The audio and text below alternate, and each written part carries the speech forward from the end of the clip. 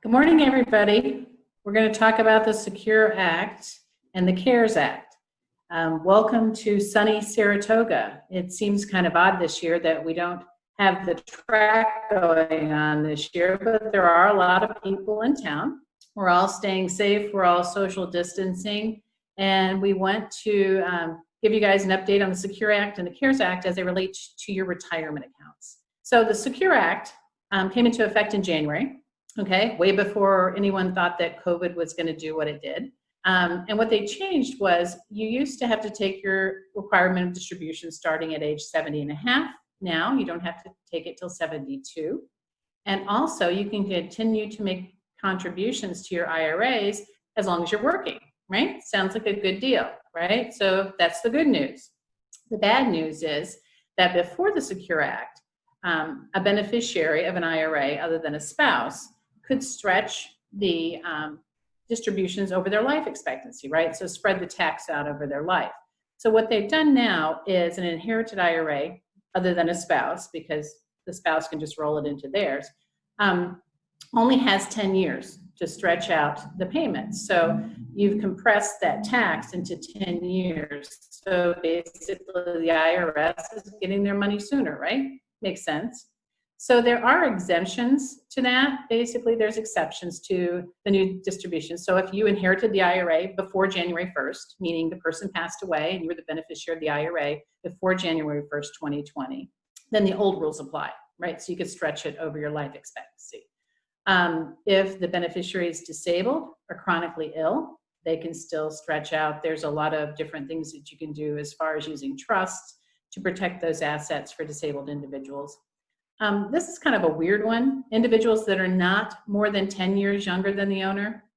I was looking at that like, that doesn't make any sense. So for instance, if let's just say, say my sister, say I passed away and I left the IRA to my sister and she's only 5 years younger than I am. Of course, I always look better than she did, but we don't tell her that. But anyway, so she's 5 years younger. So because she's not more than 10 years younger than me, she would still be able to stretch my IRA if I left it to her. And also for children that haven't reached the age of majority. So what that means is, let's just say parent dies and they leave their IRA to a minor child. Okay, they don't have to start taking the distributions as a minor. They don't have to start taking the 10-year distributions until the age of majority. So you're saying, well, that's 18, right? Well, not necessarily. If they go to college or, extend it out for school, they don't reach majority theoretically until they're out of school. So if you have one of those proverbial students that stays in school forever, taking, a master's in this and a PhD in that, they may not have to take those distributions till they're really old. You never know. You've got to look into these things to see if you can take advantage of them. So what else changed? So what are we going to do?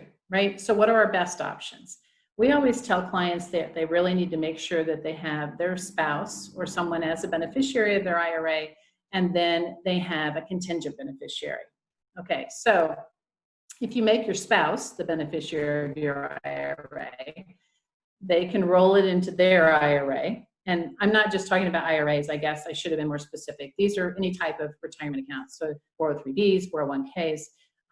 Still the same thing for spouses. They can roll it into an IRA for themselves, and then they can convert it to a Roth if they wanted to. If they convert it to a Roth, they're going to have to pay all that deferred tax, but depending on what tax bracket they're in, might make sense. If they convert it to a Roth, then they don't have to take distributions from it, right? Because Roths, you don't have to take distributions from it. And then they could leave the Roth to the kids, but they're still going to have a 10-year stretch, but the tax has already been paid on it. So if the parent was in a lower tax bracket, converted it to a Roth, and then gave it to the kids when they passed away, they may have beat the tax game. So again, if you're not a spouse and you inherit an IRA, you have 10 years to take it if you don't meet the criteria from the prior slide. So 10 years, so are you going to spread it over the 10 years and spread the tax out? Are you going to wait and take it as a lump sum distribution at 10 years? This is something you really need to talk to your CPA about, talk to your financial planner about, to figure out exactly what the best thing to do is. if you leave the IRA in there, and you're going to get the growth, right? But you may actually be in a higher tax bracket in 10 years than you are now. So you really need to do a lot of thinking about that to make sure that you take advantage of what's left of the tax laws. So other best options, you can roll it into a charitable remainder trust. A lot of people are doing this because they want to make sure that the kids' money is spread out for more than 10 years. A lot of people have children that they're afraid that they'll just cash it in if they inherit an IRA, which is, we've done a lot of IRA trusts, and that's something that we'd be happy to talk to you about, so that we can make sure that that money is stretched out, and to make sure that that money is protected from creditors, because unfortunately, sometimes our kids aren't as good with money as we are, and we want to make sure that that money is protected so that it can last for a while for them. So using a charitable remainder trust or using an IRA trust is something that you can do to protect the assets from creditors, and to also protect it from the children going out and blowing it. So we'd be happy to talk to you about that. People that we've done IRA trusts for in the past, you should probably give us a call. We want to make sure that it still works for you and your beneficiaries, number one, and make sure that we maybe tweak the language a little bit based on the Secure Act. So next, we're going to go into the CARES Act. Okay, so when the CARES Act went into effect, what they did was they said, okay, you don't have to take your required minimum distribution this year. So a lot of people said, that's great. I have a lot of clients that don't want to take distributions from their IRAs because they want to keep the money in there, keep the money growing. They don't want the money. They don't want to pay taxes on it. So guess what? This year, you don't have to take it. But because the IRAs, you may be in a lower tax bracket because of everything that's going on. Again, something you want to talk to your CPA about to find out if it makes sense for you to take it this year or not take it this year. Another issue is your portfolio. If you have your IRA invested in a portfolio, then you may have taken a huge loss on your portfolio, so you may not want to take the RMD. So again, great discussion for your CPA and your financial planner. And as far as questions, we're going to be taking questions on the end, but if it's something fairly specific about your distributions and your ages, you're going to take your distributions and stuff, that might be a better question for a phone call so that we can get into specifics of your IRA and what you could do with it. So we all know what today is, right? Today is tax day. We got an extension from April 15th. Today is the day. Harry and I were talking about it on the radio on Saturday, and Harry says he's going to be standing by the mailbox for the very last minute that he can mail his check to the IRS.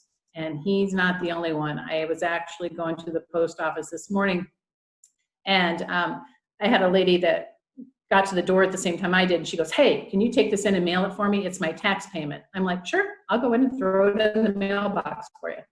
So he's not the only one that's doing it. So today is tax day. So what does that mean? Well, if you took your RMDs, right, before today, then basically they said that you had 60 days to put it back in. But that's actually, it's different. If you took it in January, right, you don't fall under the new rules. But if you took your distribution anywhere between February and May, you can actually put it back. You have till August to put it back and not pay any penalties. And basically it's not counted as a distribution. But if you have taken your distribution, you can actually roll it into a Roth if you'd like to. So there's a little bit of different planning you can do. But again, if you took your RMD between February and May, you can put it back and there's no problems. If you took it in January, your 60 days is up and you missed the extension. Also, if you have an IRA beneficiary that was on the 5-year plan, which is one of the choices that you can take when you're a beneficiary of an IRA, where you stretch the distributions over 5 years. If you're in the middle of taking one of those 5-year distributions, this year doesn't count, right? So in other words, you're going to be taking it over 6 years instead of 5 years, right? So that works out well. You stretched it out just a little bit longer. So after that, we're going to talk about distributions from your IRAs based on COVID. There's been a lot of things that have happened. A lot of people have been suffering through COVID. And the government said, you know, we really need to help people out because there's a lot of people that lost their jobs. There's a lot of people that have lost daycare that have lost their jobs. A lot of people were self-employed. So what they did was they waived the 10% penalty that you pay if you take your distribution before you're 59 and a half. And what they did was they let you make a withdrawal up to $100,000, which is a big change based on the new rules, right? Before that, you could only take 50% of your plan and there were different restrictions. But now you can take a withdrawal up to $100,000 in 2020, right? If you fit certain criteria. And those are things that are under COVID, and they're actually on the next slide that they describe the financial consequences. So basically, you lost your job, you got laid off, right? You can't work because of childcare issues. Your business had to close. You're self-employed, right? You're self-employed, your income went down because you can't work anymore. And say you had a job offer and it was rescinded. So these are all things that would qualify for you to take a distribution from your IRA and not have to pay that 10% penalty. The other things that are great about taking this distribution from your IRA is that you're going to have 3 years to put it back, right? So what does that mean? It means that over the next 3 years, if you want to put that money back, right? If you took it for coronavirus related reasons, if you want to put it back, you can start putting the money back. You don't have to put it all back at one time. You can put it back in payments. They're not going to penalize you. And it doesn't count as your contribution to your current IRA, right? Oh, and I forgot to mention that. You have today's the last day to make contributions for your IRA that you can deduct from your income tax. So if you haven't filed your income tax yet and you need that deduction, today's the day. You can make a deposit into an IRA. So again, you can make a deposit into your IRA this year, right? And you can still pay back some of the money that you borrowed against your IRA. And basically, they're going to give you a 3-year window to do that. And I think that's about it as far as they go. And now we're going to talk to Dave about how a Medicaid trust works.